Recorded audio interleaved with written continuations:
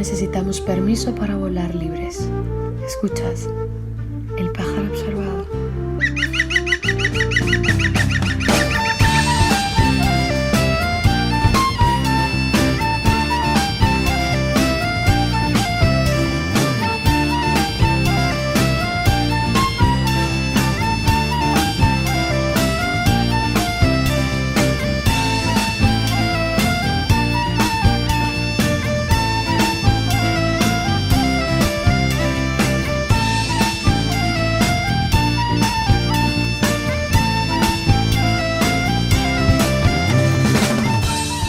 Y bienvenidos a un vuelo más de El Pájaro Observador. Como ya sabéis, estamos sonando en bastantes radios, así que vamos a pasar a saludar a todas las radios y a todas las personas que quizás nos estén escuchando desde ahí.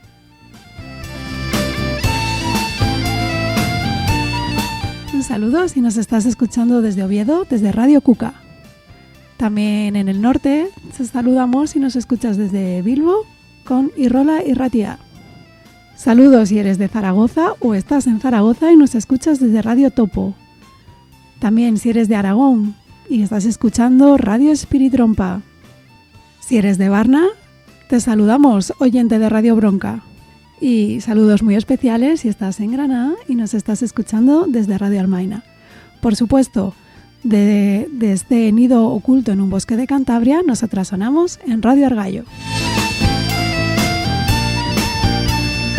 Y una vez hechos los saludos de rigor, pasamos a presentar nuestro programa de hoy. Como ya os dijimos en el programa pasado, tenemos la segunda parte de este pequeño análisis a la ultraderecha en Cantabria. Os vamos a traer la segunda parte de la entrevista, que más que una entrevista acabó siendo un pequeño coloquio entre Samu y Eva, y nos contaban un poquito cuáles son las cosas o los puntos de debate o las cosas de análisis en los que les gustaría profundizar más. Ahora mismo os vamos a dejar con la entrevista y después os vamos a dejar con la segunda parte de la presentación del libro de Miquel Ramos, que estuvo en La Vorágine y también estuvo en la Sala Octubre en Cantabria y nos presentó su libro Antifascista.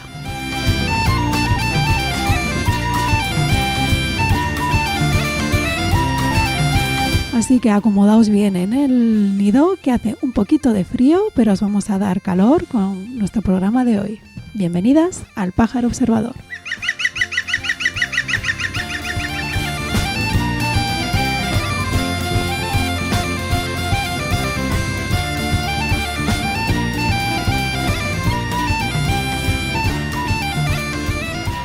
Hace tiempo que no se le ve por el café.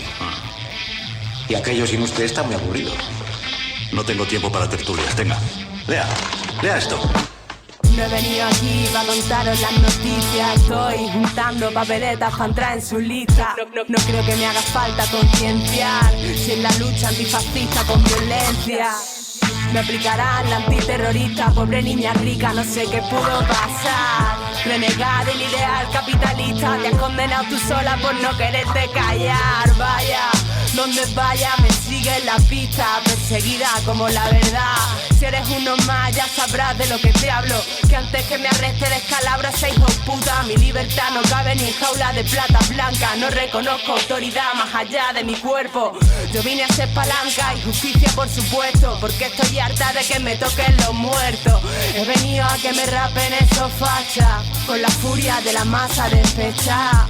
A moverme despacito por la sierra de noche escondida. Con la suerte hecha, tacha de proscrita. Los dejo todo escrito. La fecha, la hora, el lugar. Lo mismo me sale y me logro fugar.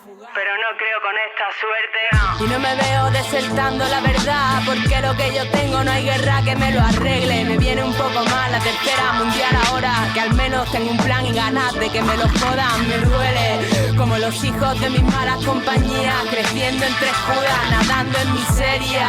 Como los míos que no nacerán. Yo no condeno a nadie a esta barbarie. Con este aire irrespirable que me dan. con la derecha y su revancha como lastre. Lo mismo acabo como Larra o aún peor, como Lorca en la cuneta desterrada del arte. Yo estoy más muerta que Chernobyl. Veo repeticiones de la hostia en la boca de Berlusconi por Carlo Giuliani, y un sistema fascista que calla a quien rechista y todo parece inmóvil. Tengo la rabia de la madre del anarquista griego, del padre que se prendió fuego porque no tenían nada delante de un banco mientras los medios grababan y el mundo simulaba estar ciego. La ironía de James Morrison con el himno de Diego en una copa de Ibiza antes de iniciar el juego. Cada zapato volando hacia Bush, para su país la disciplina de la URSS, y boom, que todo se hunda, que no intenten sostener sobre alfileres el poder del capital que se derrumba, y que no traten con respeto a la rata que mató al chaval antinazi en el metro. Quiero que se entere cada miembro de la intifada que Occidente ha hecho de su pañuelo un objeto de moda, que ahora lo llevan pijas que no se enteran de nada y que han comprado por 3 euros en el chino de su zona. El frío de Stalingrado y la victoria en Vietnam, una bomba en un desfile del Ku Klux Klan. Nos han dado un circo malo pero nada de pan. No sé cómo coño piensan que me pueden callar, no sé cómo coño piensan que me pueden callar. Yo he venido a que me rapen esos fachas, no sé cómo coño piensan que me pueden callar. Yo he venido a que me rapen esos fachas. Va usted a poner la guillotina en la Puerta del Sol. Pues sí, señor, la guillotina, la guillotina. No voy a seguir toda mi vida escribiendo panfletos y despotricando contra los borbones. Sí, señor, la guillotina. La reina. ¡Zas! Guillotina. Los chulos de la reina. ¡Zas! Guillotina. Los chulos del rey. ¡Zas! Guillotina. Los ministros. ¡Zas! Guillotina. Los obispos que los rodean. Guillotina, guillotina, guillotina, guillotina. Todos guillotinados. Sí, señor, la guillotina. ¿Ha terminado usted? Sí, señor. Vamos a comer.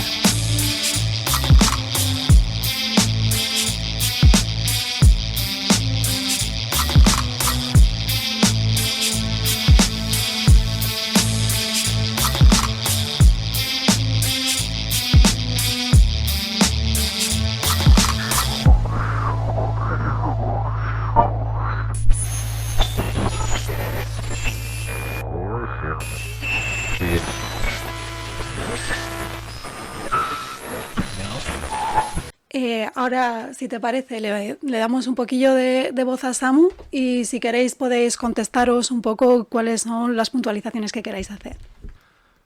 Bueno, buenas tardes a todos. Y a todas. Yo soy Samu, ya intervine en el anterior programa dedicado al antifascismo.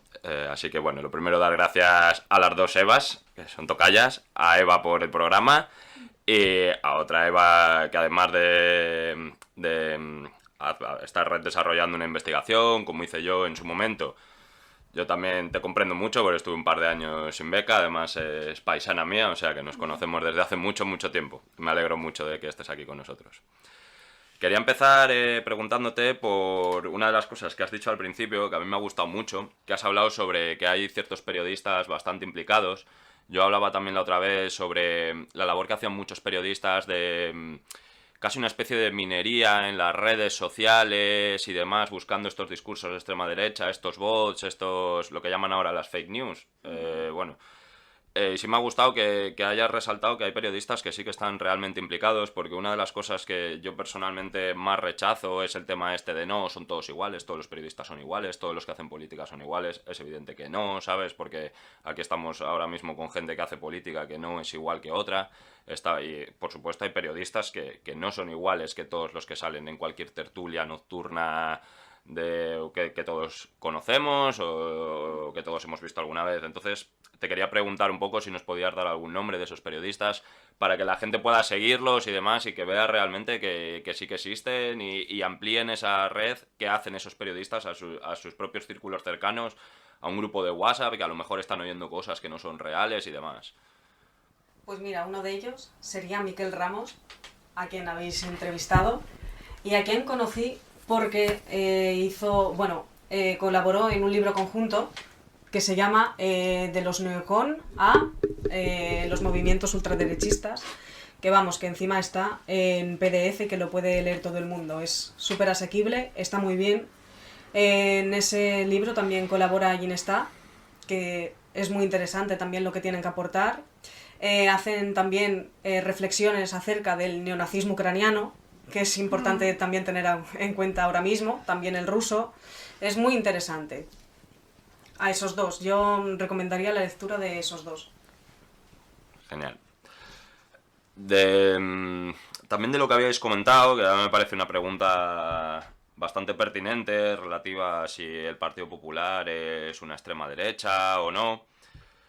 Me ha gustado que has respondido bastante tajante, que no. Me ha gustado bastante también esta manera de diferenciar a lo mejor lo que es la ultraderecha, lo que es la extrema derecha, porque bueno, es evidente que hay confusión por todos los lados, ¿no? Porque yo sí que veo una confusión en llamarle al Partido Popular fascista, porque yo no creo que sea fascismo, sí que creo que tiene elementos fascistas, sí que creo que a veces lo que hace es a sectores de su élite más dura darles en determinados momentos un poco más de poder para tener callada a esa gente que tienen dentro, como por ejemplo, pues yo que sé, en los años 90 se le dio muchísimo poder a Mayor Oreja, que Mayor Oreja, entre otras cosas, lo que era un perfil duro para tener controlada a esta gente.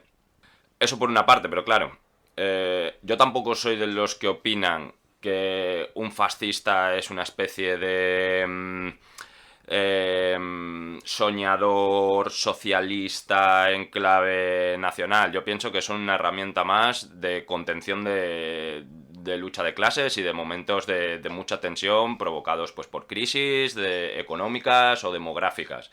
Entonces, bueno, no es fascismo, evidentemente no, pero creo que en un llegado momento no tienen ningún problema y sobre todo determinados elementos. Quizá otros no, hay gente más liberal dentro del Partido Popular, no lo vamos a negar, pero yo no creo que tengan ningún problema en recurrir a eso, como se ha visto en otros países, como se vio en su momento en Grecia, por ejemplo, la derecha no tuvo ningún problema en recurrir a Amanecer Dorado. Y ya para acabar con eso, yo sí quería hacer un pequeño matiz en lo que habéis dicho sobre la contención, que es la propia derecha más parlamentaria la que contiene a esa extrema derecha. Yo creo que la contienen, pero de una forma obligada. La que lo contiene realmente es el antifascismo, sobre todo el antifascismo de después de la Segunda Guerra Mundial, que es muy potente. La contiene de tal manera que la arrincona hasta que su discurso está totalmente fuera de lo que es legítimo. Entonces la derecha parlamentaria no se puede permitir perder esos votos y de alguna manera, claro, tiene que contenerla para poder preservar esos votos y que esa gente no sea alejada, ¿sabes? Entonces, bueno, creo que evidentemente hay una contención, pero creo que es por puro interés de parlamentario y de votos, no porque creo que tengan mucha convicción. ¿Qué referentes cogen? Claro, porque es que, claro, cogemos la tradición política de antes del 36, que fracasó, porque fracasó. O nos adaptamos y cogemos los resquicios del franquismo. No vamos a conseguir votos, conseguiremos votos si vienen los cuatro que no tengan ningún problema en decir, pues sí, mira, somos de extrema derecha. Caso que, por ejemplo, sí que sería Bastión Frontal, que no tiene ningún problema en decir que son fascistas. Y a ellos, salvo por el liderazgo que les falta, que sería el líder carismático, yo creo que sí cumplirían bastante con perfil fascista. Y entonces sí, estoy completamente de acuerdo a todo lo que has dicho de las derechas. Es que se tienen que cohibir un poco, porque si no pierden los votos. Claro, yo es que eso es un tema que veo clarísimo, que se quieren poner, a ver si hablando un poco de manera coloquial, se quieren poner una medalla que no es suya, ¿sabes? Ni mucho menos. Y habría que ver qué alianzas establecieron ellos antes de la Segunda Guerra Mundial y con qué personajes. Que luego lucharon en la Segunda Guerra Mundial del lado de la gente que quería derrotarles, bueno, a lo mejor se les fue de las manos. Estoy resumiendo mucho porque es un tema muy complejo, ¿no? Pero animo a la gente a que vea las alianzas de las derechas liberales y de los demócratas, de los democristianos del momento, a ver con quién se estaban aliando en Italia, en Alemania, que son los dos países más concretos, pero bueno, que miren en otros más. Sobre el origen que has comentado de Alfonso I es un tema del que vosotros que habéis militado mucho más en esta región, tú que encima estás haciendo una investigación sobre ello, yo conozco un poco lo que compete, como ya comenté un poco en el anterior programa, a lo que es la realidad de Salamanca, que es de donde yo desarrollé más mi militancia. Pero bueno, tiene muchísimas similitudes con Alfonso I. De hecho, bueno, yo no sé si eso seguirá así, eso a lo mejor nos lo puedes confirmar tú, pero de antes estaban hermanados, comparten... Creo que sí, o sea, que en el acto que hicieron que habéis comentado había gente de Salamanca y eran esta gente que, bueno, se les conoce por allí. Sí que veo que eso que has dicho, que has denunciado tú, de que van como con un origen de no, es que claro, como nos echan fuera de estos espacios, hemos surgido como una alternativa y demás. No, señor, o sea, por lo menos en el caso de Salamanca, y me consta que aquí creo que también, vienen de Democracia Nacional, ¿vale?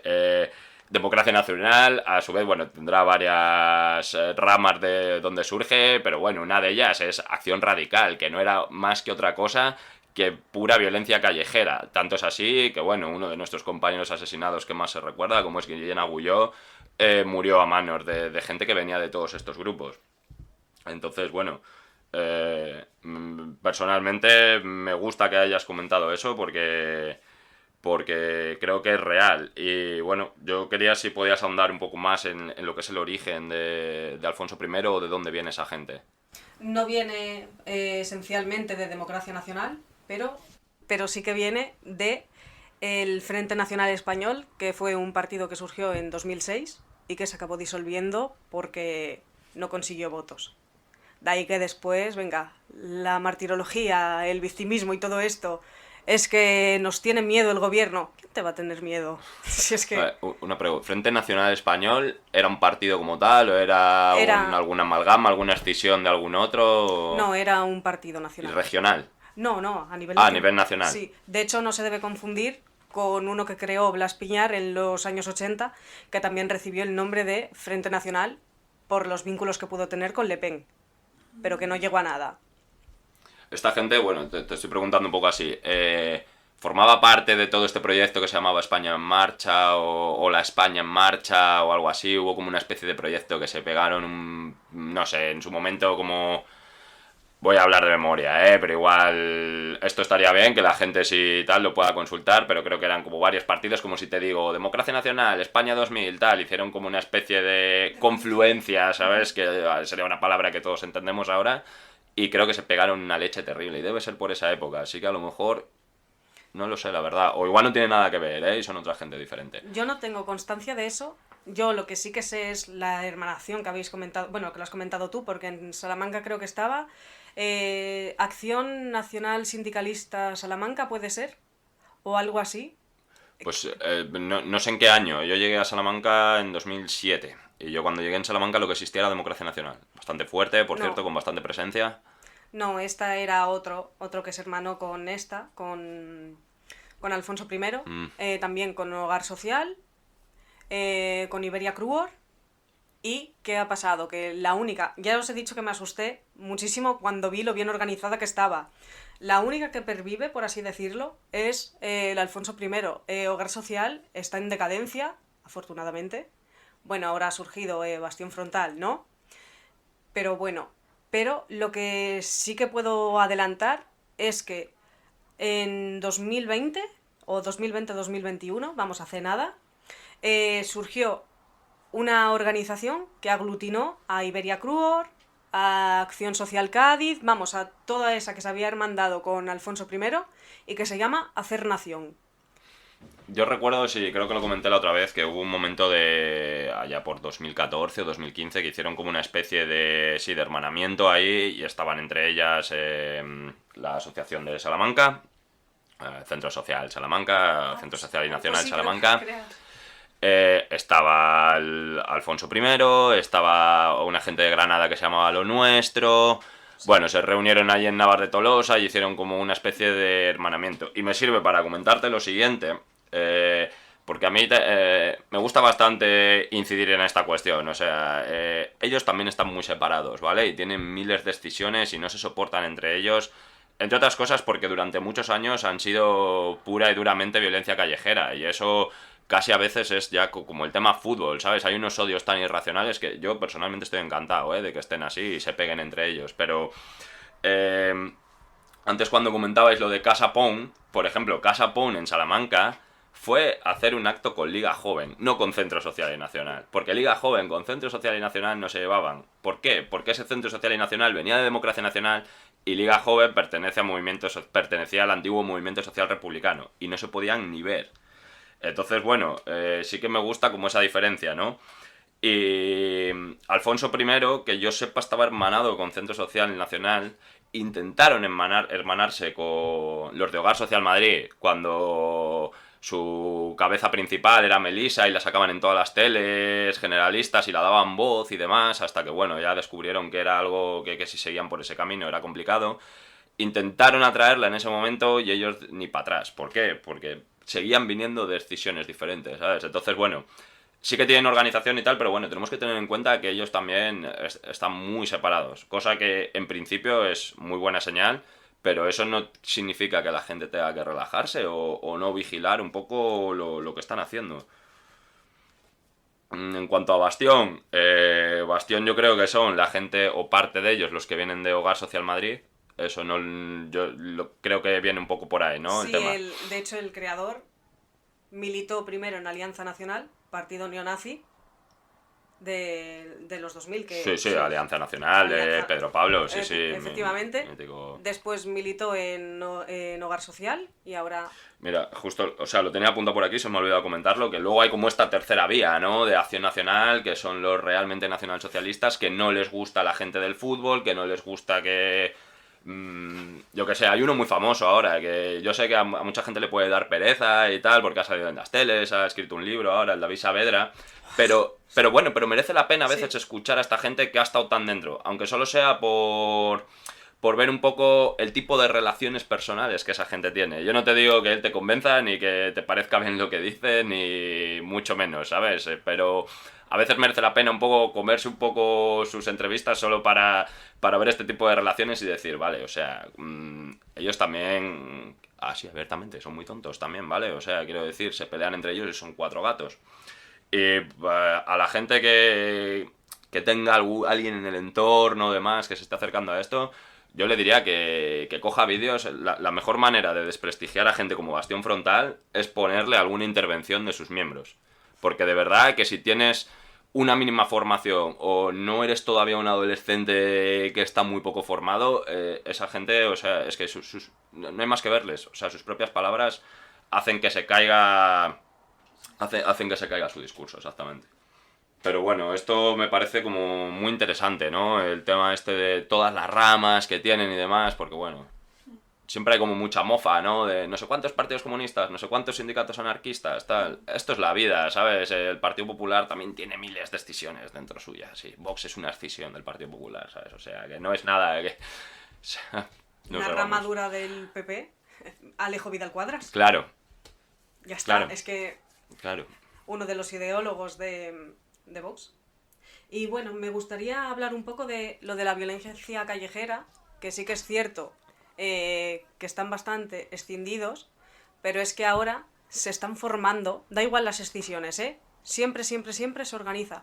Aunque tengan 2 miembros, van a organizar campamentos llamados militancia, formación y espíritu, ¿no? Ahí, supernacional socialista. Y es importante recordar que lo que están haciendo, bajo mi juicio, se parece mucho a lo que se hizo en el Tercer Reich con 2 organizaciones, los Bandia Vogal, que eran Juventud Errante, que era como si somos excursionistas y demás, y al final lo acabó apropiando el nacional socialismo, y otra especie como de escuadra llamada los Lanciers, Ejército de Tierra, que apelaban a la naturaleza, a la comunidad y todo esto, y eso también tiene un trasfondo nacional socialista que probablemente muchos no sepan, y creo que está bien remarcarlo. Ya, esto yo creo que tiene mucho que ver con lo que a lo mejor comentaba Eva, de que desde hace poco ya ellos se declaran como escuadristas. Sí. Este tipo de cosas están muy relacionadas con esto que has comentado de los campamentos. A mí, por ejemplo, me lo pasó un compañero y me dijo, mira, se declaran escuadristas, y me sorprendió mucho que fuesen tan explícitos. Personalmente, o sea, fue algo que me sorprendió un poco.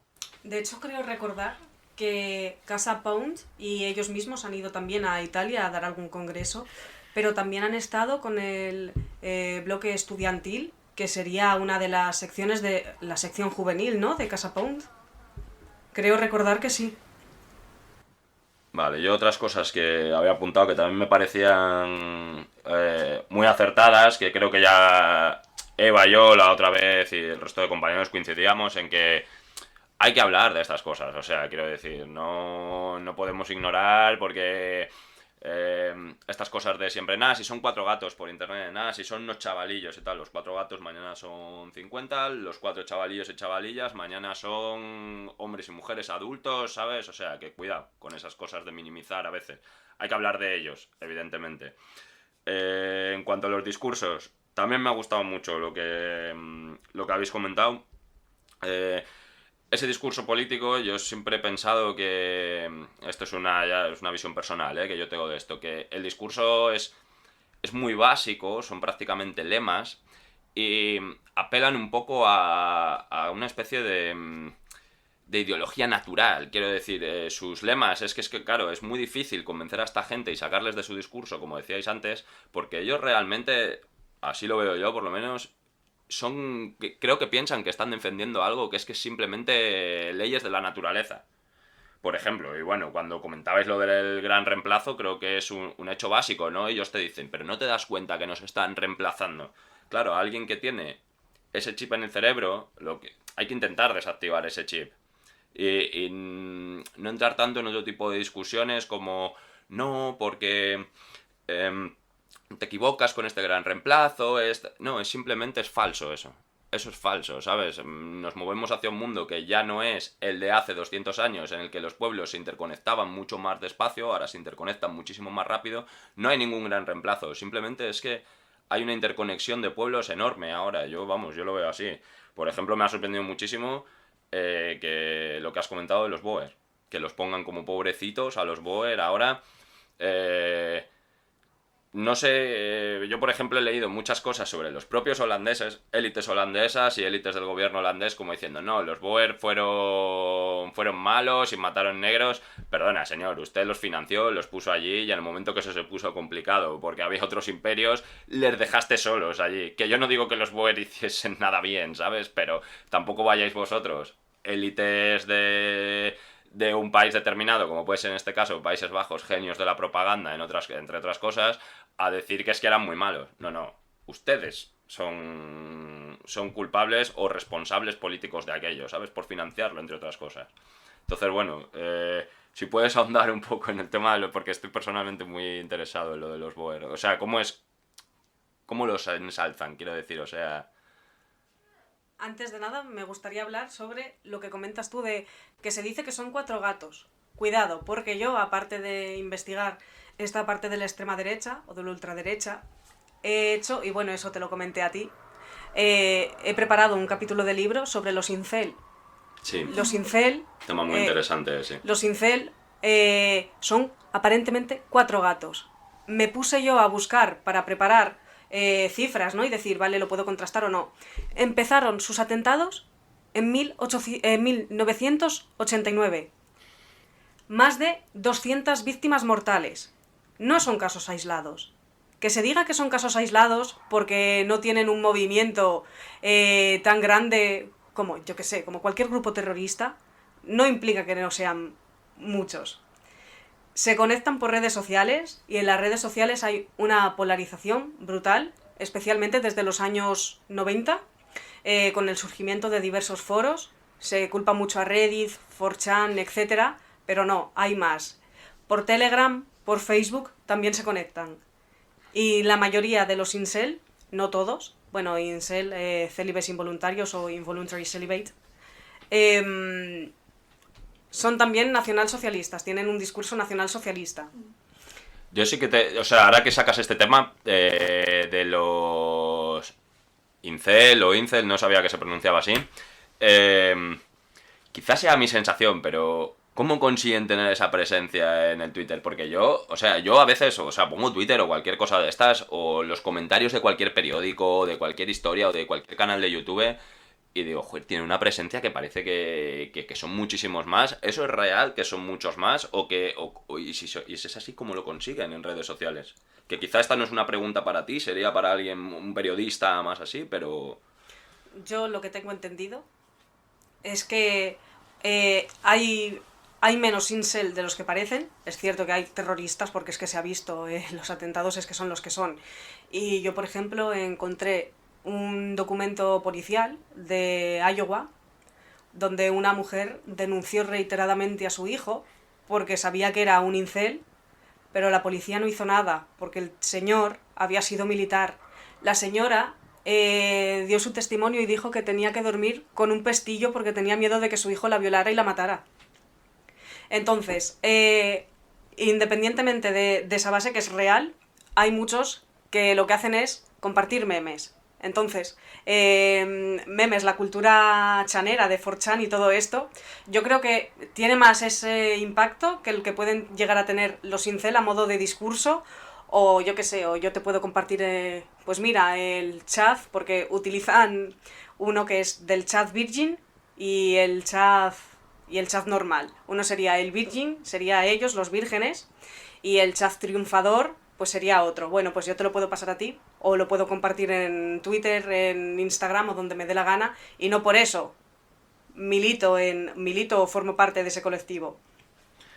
Bueno, pues ya pasando un poco del tema este de los incel, que es muy interesante, por cierto, sí que cuando has hablado del rack, yo personalmente, bueno, es algo que conozco bastante, porque he buceado bastante en eso, y ya no solo por el morbo que nos puede dar a muchos a veces escuchar ese tipo de música y ver qué salvajadas dicen, sino porque si yo pienso en mi propia formación política, yo empecé en gran parte también por la música, y creo que el rap es una gran primera entrada de este discurso, de estos lemas políticos. Entonces, bueno, yo animo a la gente a que bucee un poco, porque de verdad que es un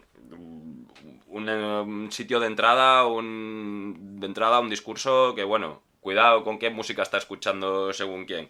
Sí que creo totalmente que es una copia absoluta. Ya cuando has dicho lo del pogo me has matado, porque yo, evidentemente, yo sé que ellos han intentado adueñarse de todo, ¿sabes?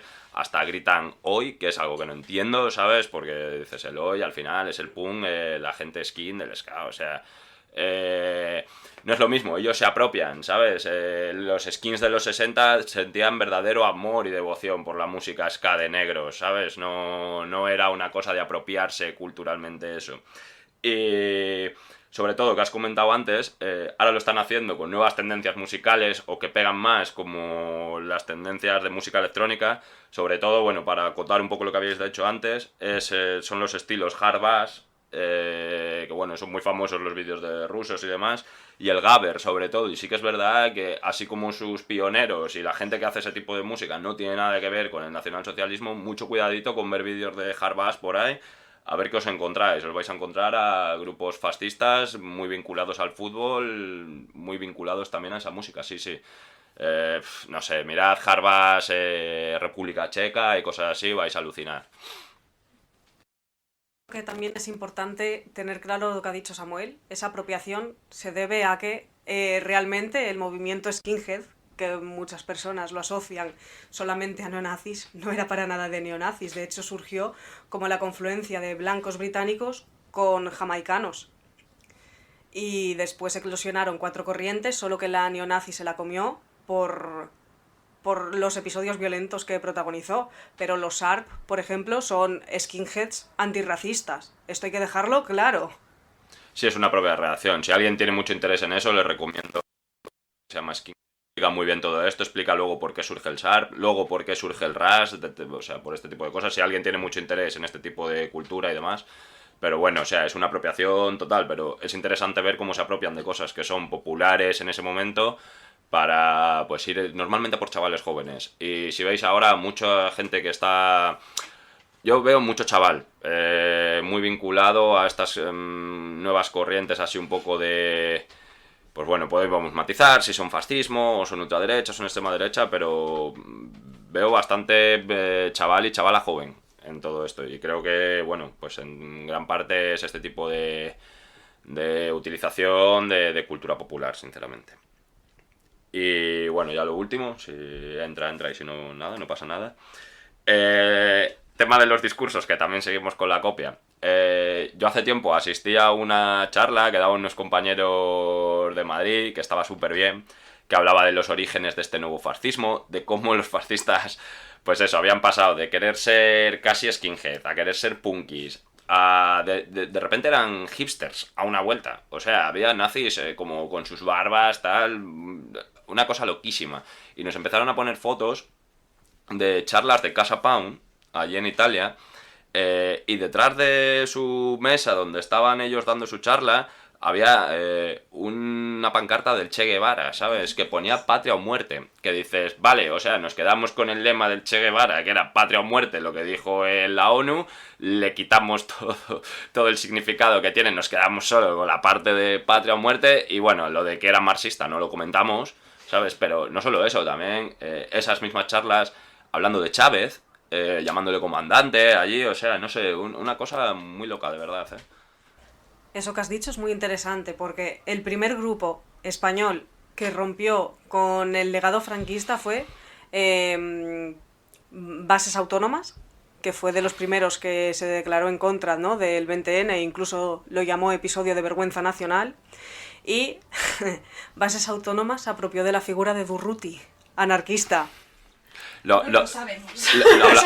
hablamos en el anterior programa, que bueno, Bases Autónomas al final eran un poco los hijos de todo este estamento franquista, de todos estos, de todo lo que conocemos un poco, para que nos entendamos como un poco como el facha clásico español, ¿vale? Y esta gente pues de verdad se sentía así, y precisamente lo hablamos, y yo le recomendé a toda la audiencia que sea de ideología anarquista que busque cosas de Bases Autónomas o pegatinas o cosas, fanzines, porque va a alucinar, ¿sabes? Miquel Ramos también habló de Bases Autónomas. Sí, es que pues, es un melón. Bases Autónomas es un melonazo. No tendría otro programa.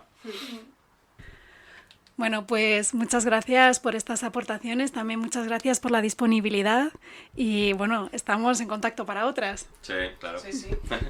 Cuá, cuá, cuá, cuá, cuá, cuá, cuá, cuá, cuá. Cuá, cuá, cuá, cuá, cuá, cuá, cuá, cuá. Lavando el dinero de la mafia, apoyando al fascismo mundial, amaos los unos a los otros, dice el asesino. En la cocina, la foto del Papa, dentro de la bandera nacional. Este amuleto ha de funcionar. Lucky man for you. Lucky man, lucky man, lucky man. Lucky man, lucky man, lucky man. Lucky man, lucky man, lucky man. Lucky man for you. A 40 pavos la reliquia. Milagro garantizado. Si esto es vivir en serio, preferimos hacer el indio. Pa, pa, pa, pa, pa, pa, pa, pa, pa, pa. Pa, pa, pa, pa, pa, pa, pa, pa, pa, pa. Pa, pa, pa, pa, pa, pa, pa, pa, pa. Lucky man for you.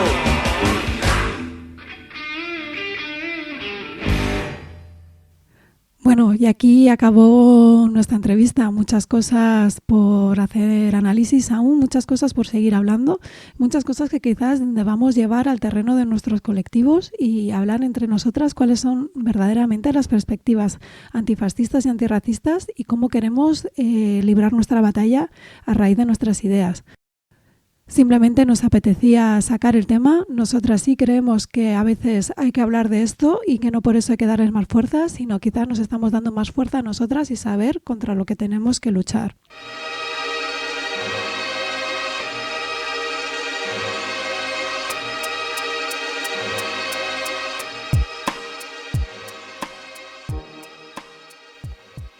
Ahora os dejamos con la presentación, el final de la presentación del libro de Miquel Ramos, Antifascistas, y con esto finalizaremos nuestro segundo vuelo de Antifa. Esperamos que tengamos que estar ya un año sin tener que hablar de este maldito tema. No va a ser de rap sobre lo que vamos ahora a hablar, sino de algo que con las rimas de ellos tendréis que percatar.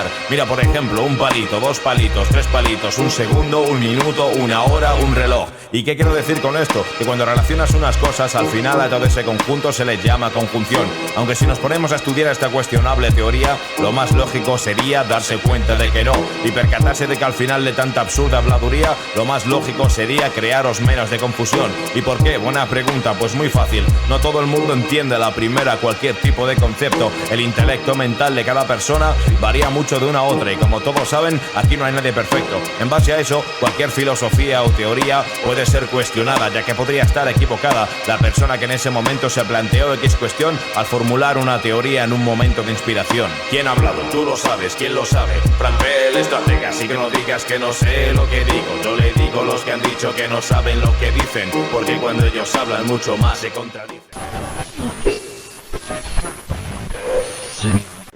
hacer la historia oficial de nada. Es decir, esto no es la historia del antifascismo ni habla en nombre del antifascismo tampoco.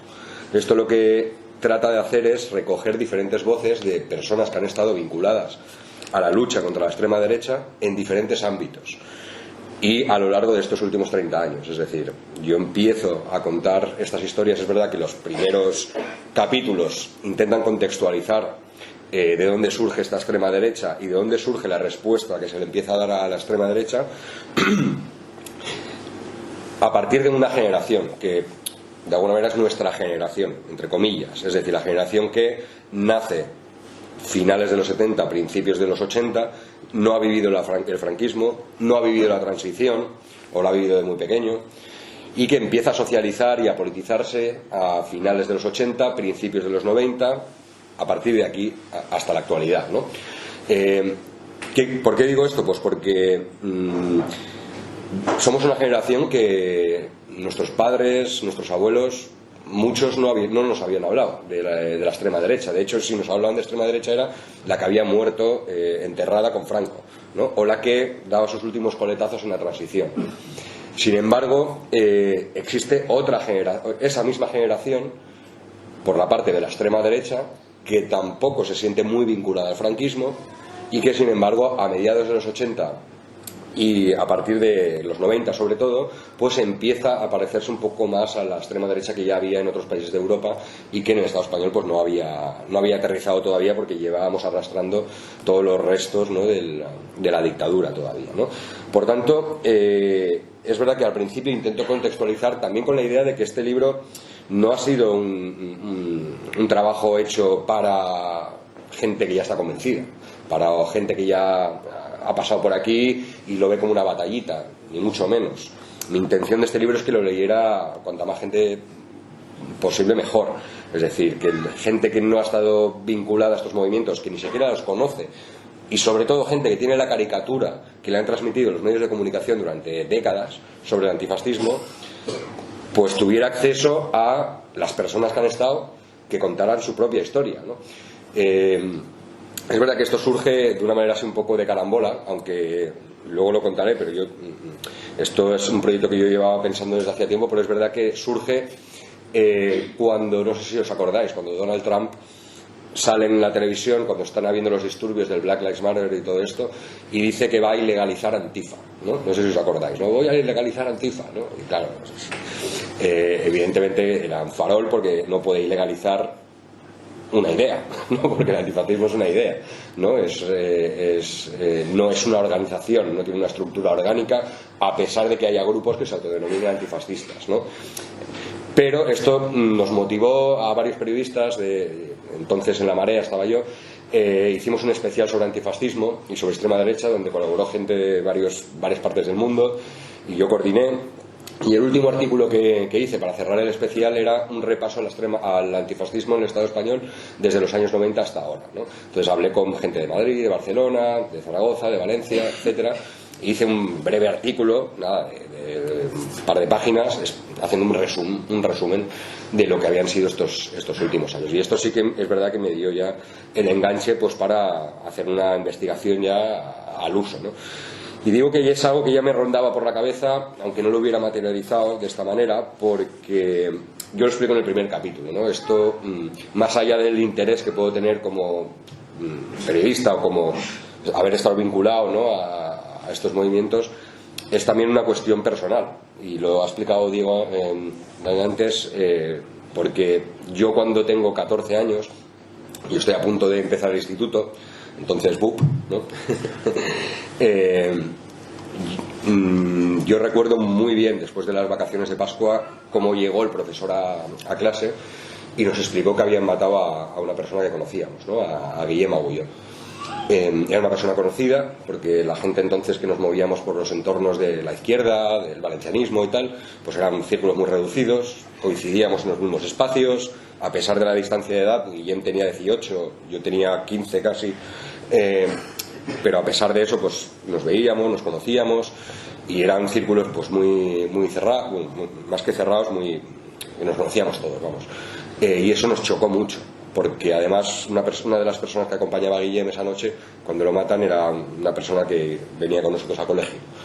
Por lo tanto, claro, cuando empiezas a ir al instituto, cuando empiezas a llevar pintas, a significarte políticamente, a socializar, a frecuentar determinados ambientes, y pasa esto, es como una bofetada, ¿no? Es decir, escucha que vestir así, pensar así, participar en estos movimientos te puede costar la vida, ¿no? Y esto es algo que marcó a toda una generación en Valencia, pero marcó profundamente a toda una generación.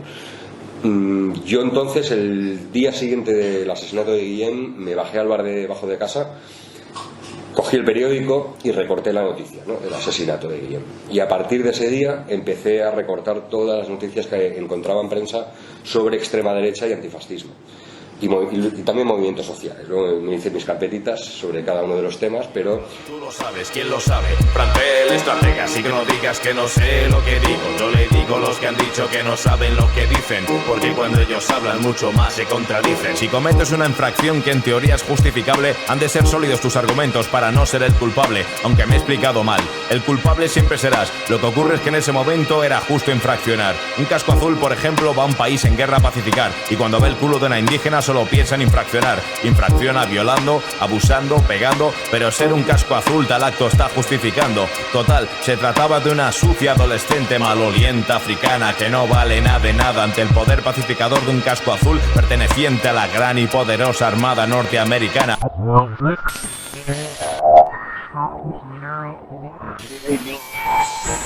Y esto se ve muy claro ya año 91, 92, 93, cuando se empiezan a suceder los crímenes de odio de los que has hablado tú al principio y que luego profundizaré, pero de una manera brutal. En el año 91, un grupo de neonazis se cuela en el Parque de la Ciutadella de Barcelona, donde dormían personas sin hogar, y para divertirse se lían a palos con los primeros que pillan allí. A Sonia, que era una mujer transexual que vivía allí, dormía allí en la calle, la matan a patadas. Y lo digo que es literal a patadas porque encuentran ADN de la víctima en las botas de los nazis, ¿no?, cuando los pillan, ¿no? No contentos con eso, a su compañera Doris casi la matan, es decir, estaba al lado, la dejan medio muerta, y a una persona sin hogar que estaba durmiendo al lado también la dejan ciega de la paliza. Eso en una misma noche, 4 tíos que luego se van a tomar birras. Es decir, no es que se van asustados que hemos hecho, no, luego se van a celebrar, ¿vale?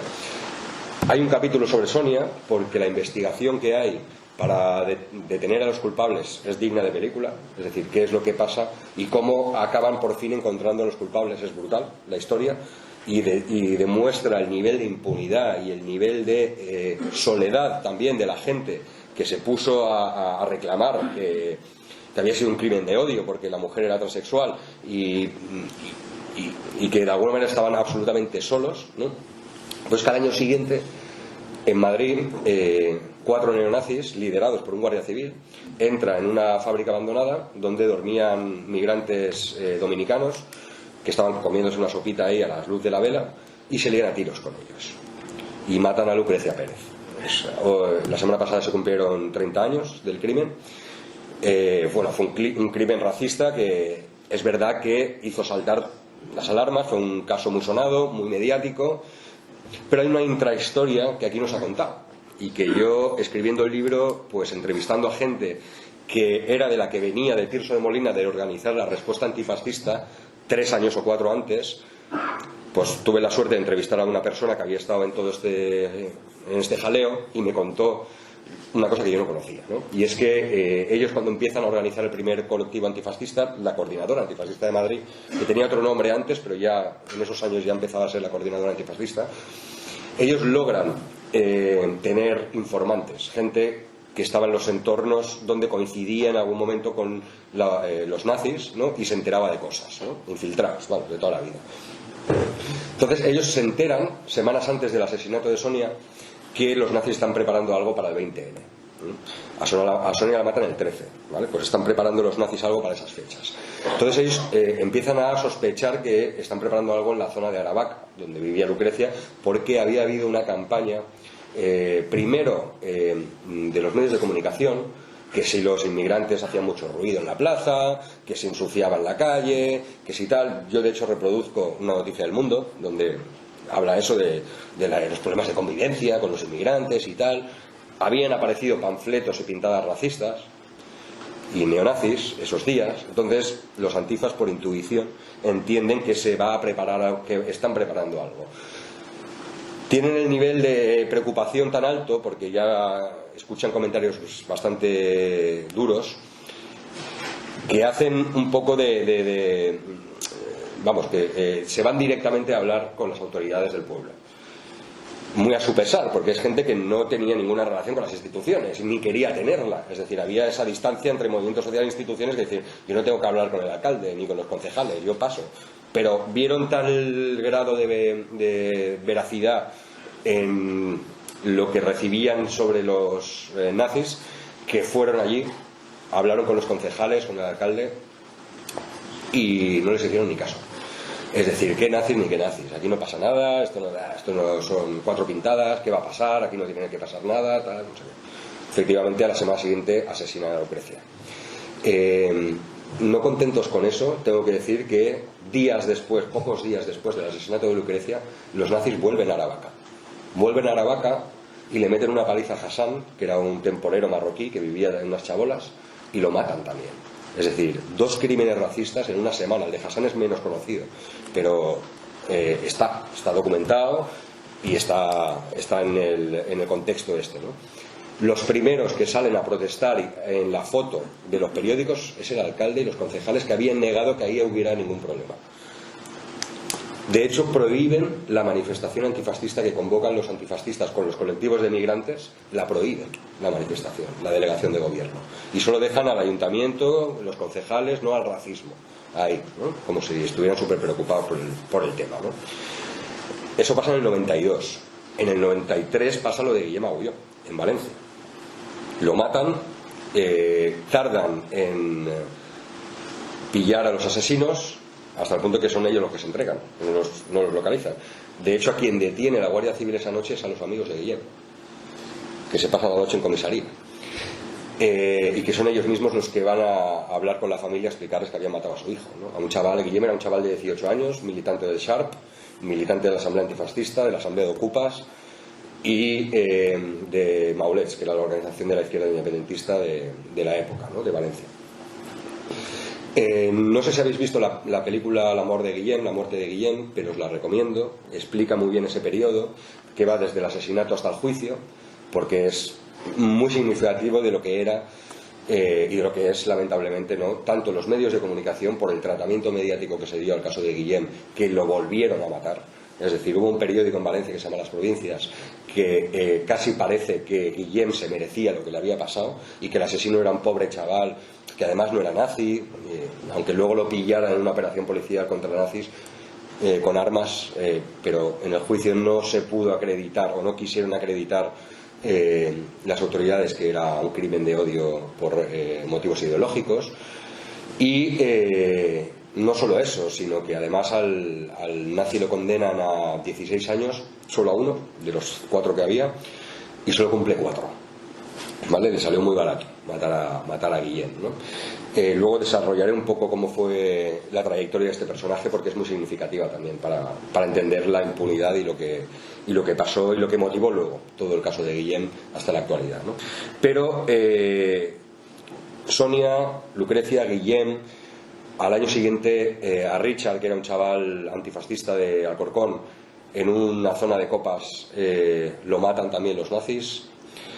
A Santi, que es un caso menos conocido, pero que yo he querido dedicarle también un poco en el libro, lo dejan en coma y tetrapléjico de una paliza cuando estaba repartiendo panfletos antifascistas por la calle. Y Santi, además, la historia de Santi es bastante jodida, porque él logra recuperarse poco a poco. Él era skater y poco a poco logra recuperar un poquito de movilidad. Ahí sus amigos lo llevan a patinar, a intentar que el chico pues con la rehabilitación vuelva un poco a las andadas, pero la depresión es muy dura, el chico no lo llega a superar y el chico se suicida hace 2 años, perdona. Y es un caso muy duro.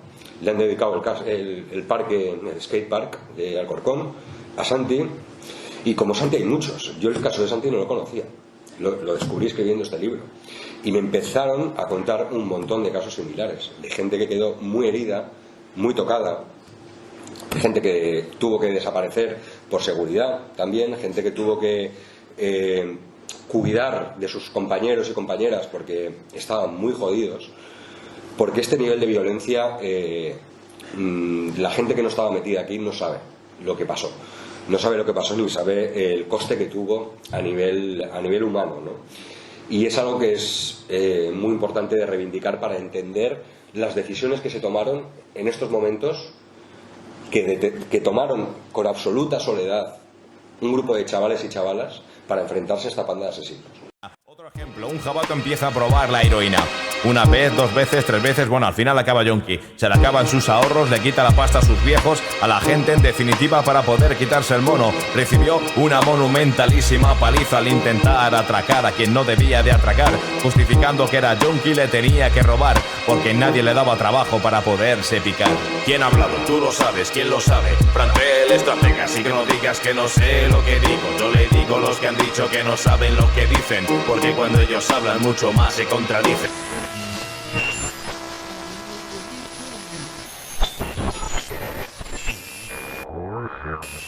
¿No? Y sin embargo te pillan con bazocas, como pillaron a los nazis. En el caso de la operación Panzer, no sé si lo conocéis, pero ahí es donde aparece el asesino de Guillem Agulló, el que no era nazi. Lo detienen en el año 2005 en una operación de la Guardia Civil, que yo tuve el honor de leerme el sumario, y la verdad es que tengo que decirlo, el trabajo de la Guardia Civil estaba muy bien hecho. Es decir, cómo detectan una página web donde venden armas los nazis, piden permiso a un juzgado para pinchar los teléfonos y descubren que hay un grupo nazi que dice literalmente, uno de los líderes, tenemos que ser como ETA. Es decir, que están preparando pasar a la lucha armada. Y de hecho les pillan con armas, con un bazooka. Había 3 militares entre ellos, ¿no? Y les pillan incluso que dejan de hablar por teléfono porque alguien de delegación de gobierno, alucinad, conectado con delegación de gobierno, les ha chivado que les están escuchando. Es decir, es tremenda. El sumario es tremendo. Y la investigación que hace la Guardia Civil, y cómo la Guardia Civil se ve obligada a acelerar la detención antes de que pase nada, porque saben que están haciendo desaparecer armas y están haciendo desaparecer documentación, acelera y los trinca. Y aún así, aunque ya han hecho desaparecer material, les trincan un bazooka, pistolas, munición, bueno, de todo lo que... La foto esa del bazooka la habéis visto seguro, ¿vale?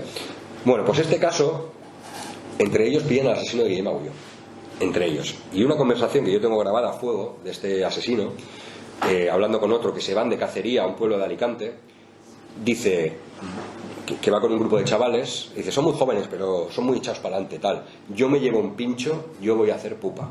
Esto, el asesino de Guillem Agulló, en el año 2004. O sea, la movida no es solo esa, es que esto los pillan en 2005, pero es que en 2007 este cabrón tiene la osadía de presentarse a las elecciones por Alianza Nacional, por un partido nazi.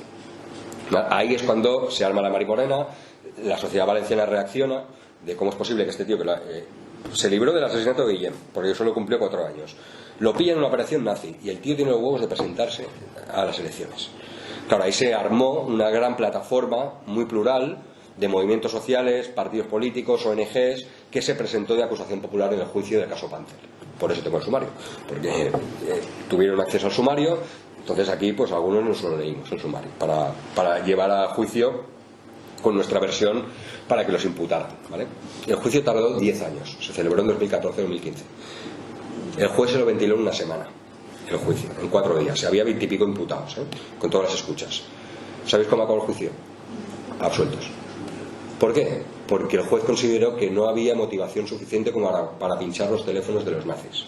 Nazis que estaban hablando de cometer atentados, nazis que estaban vendiendo armas por internet, conexiones con las fuerzas y cuerpos de seguridad. Bueno, toda la mandanga que hay en ese sumario es de película. Pues el juez le echó la bronca a la Guardia Civil, literal, pero es que les vacila. Es decir, le vacila a la Guardia Civil al juez diciendo que ¿quién te has creído que eres tú para pincharle el teléfono a estos chavales? Literal, es que es así. No solo los absuelve, es que a la acusación popular la condena a pagar las costas del juicio, que asciende a 43.000 euros, que iban directos para los abogados de los nazis, que la mayoría eran también nazis, ¿vale? No solo eso, es que una semana antes del juicio, por un error, la Guardia Civil destruye las armas que eran la prueba del juicio, ¿vale? Las destruye, no hay pruebas, las hemos quemado sin querer, ¿vale? Estaban almacenadas, ¿vale? Y una semana antes del juicio, casualmente, se destruye, ¿vale? Bueno, pues los nazis, al ser absueltos, piden que se les devuelva lo que se les ha incautado, entre ellos las armas, ¿vale? Pero como no están, el Estado se ve obligado a indemnizar a los nazis por las armas destruidas. Esto que parece una vacilada es real, ¿vale? Esto fue el caso Panzer, y esto, pues la acusación popular todavía está pagando los 43.000 euros poco a poco como puede, ¿no? Pero esto era el nivel, y este es el nivel, ¿no? Esto en 2015, no hace 20 años o 30, no en la transición, esto en 2015. Europeo medio típico afirma no ser racista, ya que se lleva muy bien con el único negro de su curro, pero en su empresa contratar a un moro y a un gitano, su hostilidad parece tal que ya rebuzna como un burro. Y aparece la otra cara, la que esconden los cínicos, la cara de los que se guían por los tópicos típicos que dicen: bueno, yo no soy racista ni con los negros ni con los chinos, pero a los moros y a los gitanos no los quiero ni de vecinos. Borreguería y estupidez, desde mi punto de vista. Y además, ¿qué quieres que te diga? Un racista es un racista. El que no es racista contigo, pero con otros sí lo es, verás que será racista contigo cuando tengas un problema con él. Estos tontos, bodoques e imbéciles son los que llaman bueno a Jesús Gil, ya que da puestos de trabajo, y dicen que ser fascista no es malo.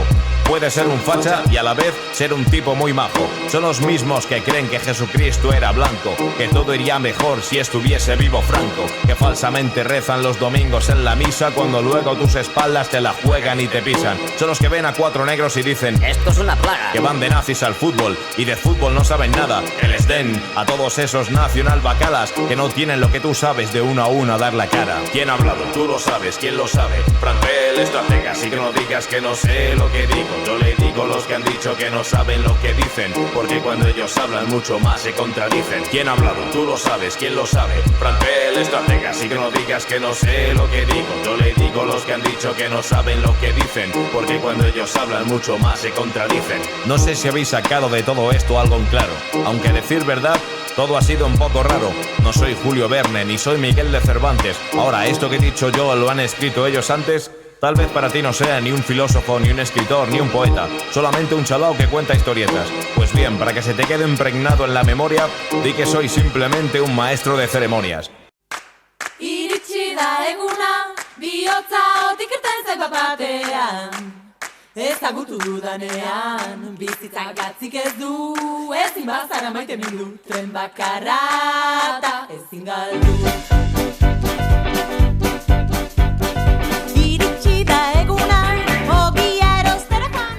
Hasta aquí nuestro programa de hoy, observadoras y observadores.